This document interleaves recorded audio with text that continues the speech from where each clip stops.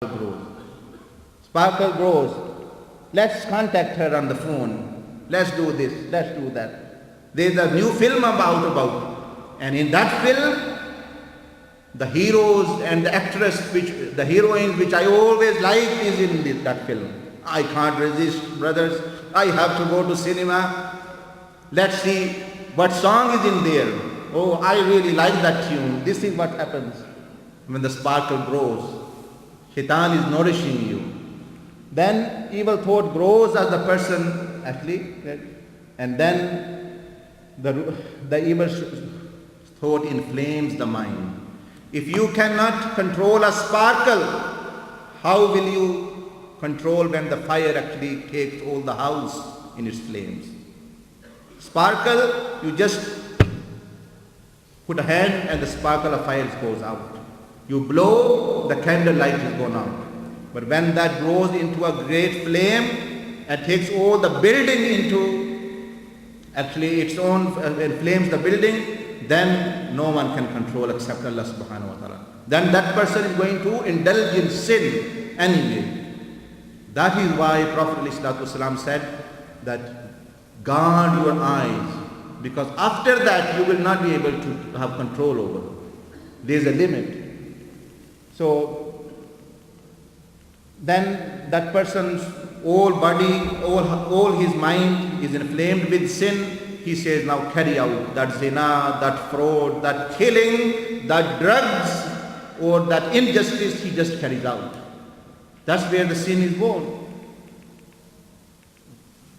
So mind is darkened, heart is darkened, the sin.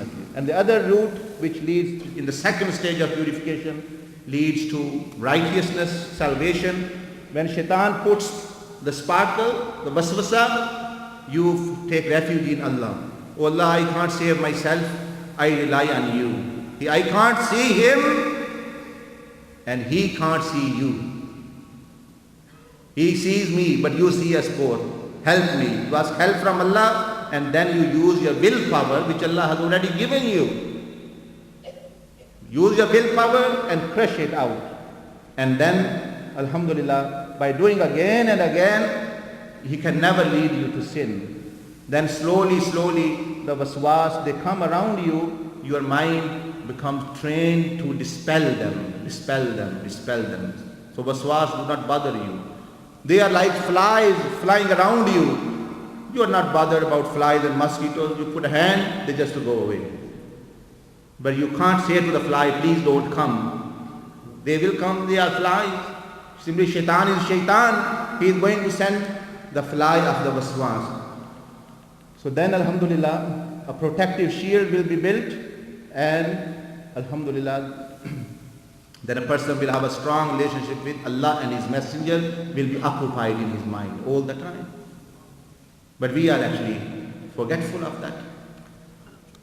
So this is the second stage, and a sheet is used, and there are about 10 levels of purification of the mind. If anyone wants information, they should remain after Isha, and some brothers will be here, I will be here, inshallah we will tell you in detail. Here it is just a general overview, a bird's eye view, at least you get an idea, the journey to Allah subhanahu wa ta'ala. So there are 6 to 10 levels of purification. It's not good enough, you come to me, brother, I want to get close to Allah, shaitan is disturbing me. I say to you, go and follow sunnah. But brother, don't sin, be righteous, pray 5 times a day. Like this, no one is going to come pious. He already knows these things.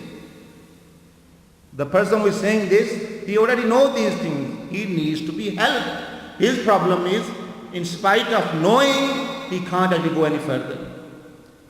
In spite of knowing this beautiful woman is beauty, but I will leave her for the beauty of Allah. Those eyes who indulge in this dirt will not be able to observe the beauty of Allah subhanahu wa ta'ala. Then, alhamdulillah, the person have to actually be taken there. Anyway, now you are at you know where you are at the bridge.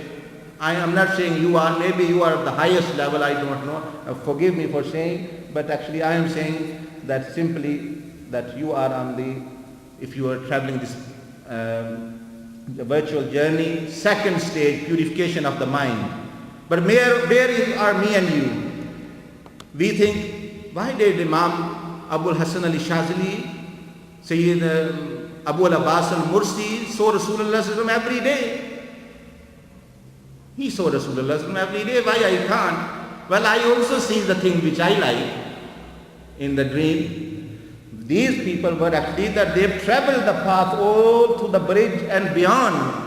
And we are still playing with hands, feet, eyes, like babies.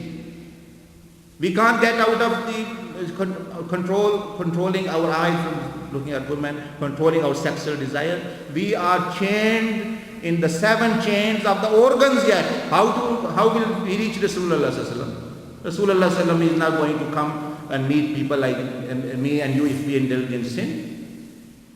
Otherwise, if we do really become like Shaykh Abul Abbas al-Mursi or Sayyid Ahmad Tajani, rahmahullah, look here, Shaykh is sitting, he knows more, but Sayyid Ahmad Tajani, rahmahullah, saw Rasulullah sallallahu alaihi wasallam in wakefulness state, and he learned from him in a wakefulness state and learned the durood and actually awrad and tazkiyah of wakefulness, like the Sahaba Rizwanullahi Ajma'in did. But this was in Kashf of, but in wakefulness. You can ask this Shaykh, he is here. He no. But alhamdulillah, we also visit the mazar of Sayyidina Ahmad Tajani every year almost. He was a person like this. So where is the shortcoming? From Rasulullah sallallahu alaihi wasallam, he wants you to keep away. I am saying in my naat, Ya Rasulullah sallallahu alaihi wasallam, आपने क्यों पर्दा फरमाया हुआ है? उन्होंने पर्दा नहीं फरमाया हुआ. You are accusing Prophet ﷺ and hiding your own sins. All the veil is from us. He is more merciful, compassionate upon his ummah than anyone, any mother, any father. If the love of mothers is come to put together, his love of his ummah will increase. So no veil from him, all veils are from us. So don't say to him, by you have veiled. If he can come to Sayyidina Ahmad Tajani, Sayyidina Abdul Qadir Jilani, Shaykh Abul Abbas al-Mursi, you also. But you have to travel. But you are hanging there with one hand on the bridge. Oh, I can't stop looking at women. I can't stop internet. I can't stop watching these programs. I can't stop defrauding this social security benefit, disability benefit. I can't leave that. Well, you are here then.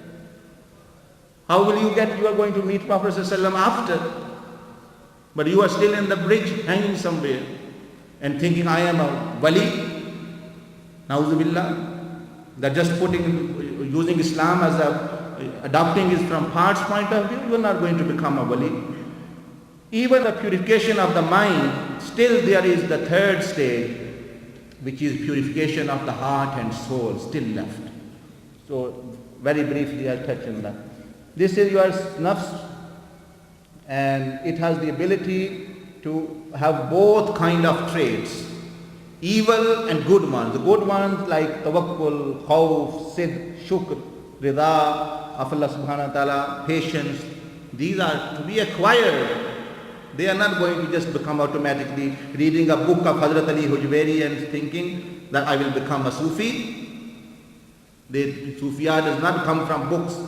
Hazur Sayyidina Abdul Qadir Jilani rahmahullah, standing on the mimbar of Baghdad on the pulpit, he said, knowledge and marifah of Allah is taken from the mouths and of men, not from the books. But we, as Maulana Sardar Sahib says, we mostly are student of Sheikh Google, student of non-human beings, people of knowledge, student of Sheikh Google. Google pe mara koi cheez, I've studied it from there. So you are a student, but your Sheikh is Sheikh Google. And Google in Punjabi means thing which actually does not have any foundation. So its meaning also says that you will also become Google. You will never reach Allah subhanahu wa ta'ala. Allah subhanahu wa ta'ala never substituted books for men. He sent Anbiya without books, but no books without a prophet. So knowledge will not actually make you sufficient. Now ikhlaq-e razila, the bad traits are like they are hidden in the heart, like riya, like hasad, jealousy, like hubbud dunya, the love of dunya, the love of fame and name,